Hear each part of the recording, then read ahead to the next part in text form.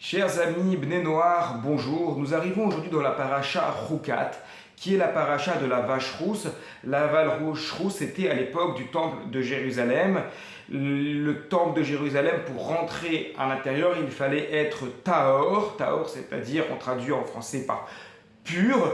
Et pour cela, il y avait plusieurs règles, parmi lesquelles de ne pas avoir été en contact avec des cadavres humains, avec la mort, même pour des bonnes raisons, même lorsque c'est pour des raisons de mitzvah. Le temple, c'est la vie n'est pas compatible avec la mort. Alors comment faire lorsque quelqu'un avait été en contact et qu'il voulait par la suite aller au Beth Amikdash, au temple de Jérusalem, il devait se purifier.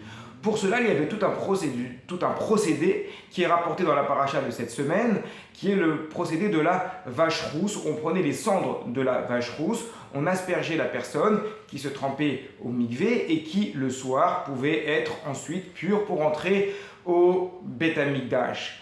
À ce propos de la vache rousse, le Talmud nous rapporte une histoire qui est l'histoire d'un non-juif qui s'appelait Dama ben Netina. Et ce Dama ben Netina avait une pierre du pectoral du grand prêtre, du Kohen Gadol. Et les Rachamim, les sages, ont appris qu'ils avaient cette pierre et ils en avaient besoin. Ils sont allés le voir pour lui acheter et lui leur a dit « Désolé, je ne peux pas vous la vendre ». Pourquoi? Pour quelle raison? Parce que son père était en train de dormir et il dormait sur cette pierre. Donc s'il devait prendre la pierre, il devait réveiller son père. Et lui ne voulait pas réveiller son père. Alors les Rachamim ont monté le prix. Il dit si tu ne veux pas nous la donner, pourtant on va monter le prix, on va rajouter à 1 million.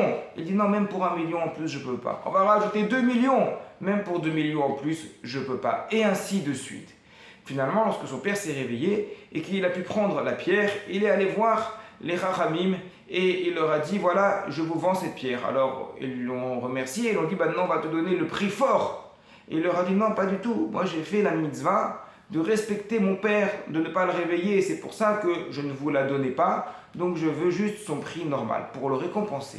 Akadosh Baruch Hu a fait en sorte que l'année suivante, dans son troupeau, puisqu'il avait un troupeau, il y a eu une vache rousse qui est sortie. Et cette vache rousse, elles étaient extrêmement rares, les vaches, et les Rachamim, évidemment, allaient l'acheter à un prix fort. Donc les Rachamim ont acheté la vache rousse à un prix fort, et ainsi Dana ben Netina a pu s'enrichir grâce à la mitzvah qu'il a fait de respecter son père.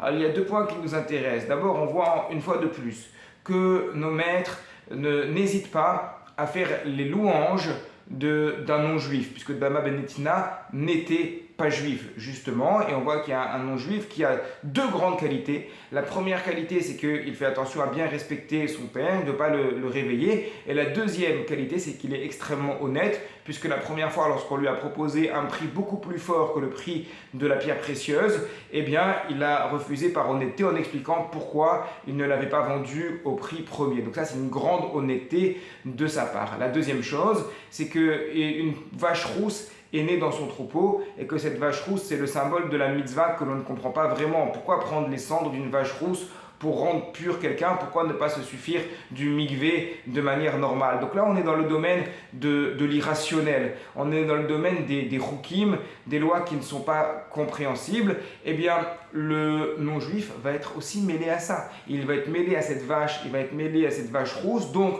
à ce principe des chukim, mais en même temps, il voit qu'il n'a rien à faire avec la vache rousse dans son troupeau, donc il va la vendre aux Juifs qui vont faire cette mitzvah de la vache rousse et lui de son côté va partir avec son trésor. Donc c'est une agada du Talmud qui est extrêmement intéressante, qui montre qu'il y a des mitzvot qui vont concerner les Juifs, il y a d'autres mitzvot qui concernent également les non-Juifs comme le respect des parents ici et en même temps qu'il peut y avoir une grande valeur, il y a une grande valeur parmi les gens qui nous entourent, parmi les Bnei Noar. Ce Dana ben Netina était peut-être un Ben Noar et qu'il y a cette qualité et de respect des parents qui est fondamentale, qui est une qualité universelle, de même que la qualité de l'honnêteté dans les affaires est également une qualité universelle. Shabbat Shalom à toutes et à tous.